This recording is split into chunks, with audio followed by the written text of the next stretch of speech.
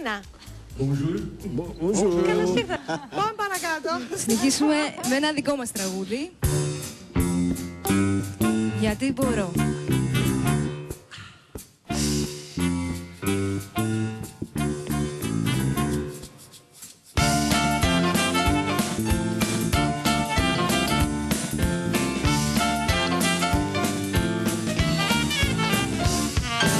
Ήθελα φυσικά δικό μου, να σε έκανα να με ερωτευτείς. Δεν είναι πως δουλεύει το μυαλό μου, μα εσύ δεν θα μπορείς να αντισταθείς.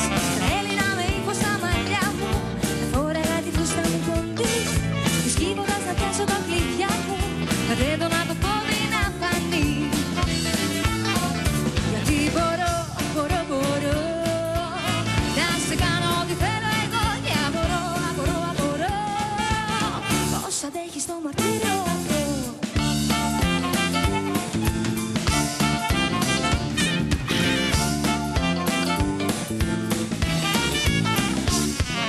Πόρτα μου φτηνά και τυποτένια, σαν πλήσιο που είμαι θηλυκό. Κι αν ήθελα χωρίς τροπή και έννοια, εσύ είχα πρόσφατο γονατιστό. Θα είχατε κοντεύει μαζί μάτι, και σε ένα ραντεβού στα φιλικά. Με σε ρίχνα για πλάκα στο κρεβάτι, τηλέφωνο δεν θα περνά μετά.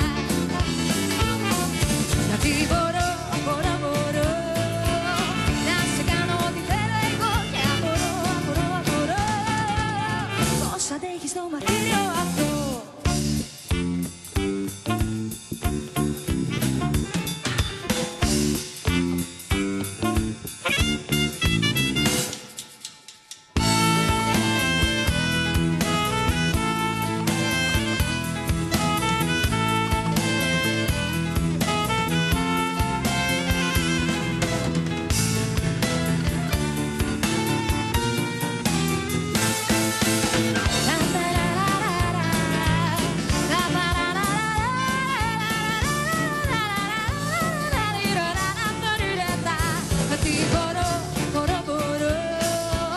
Να σε κάνω ό,τι θέλω εγώ. Και απορώ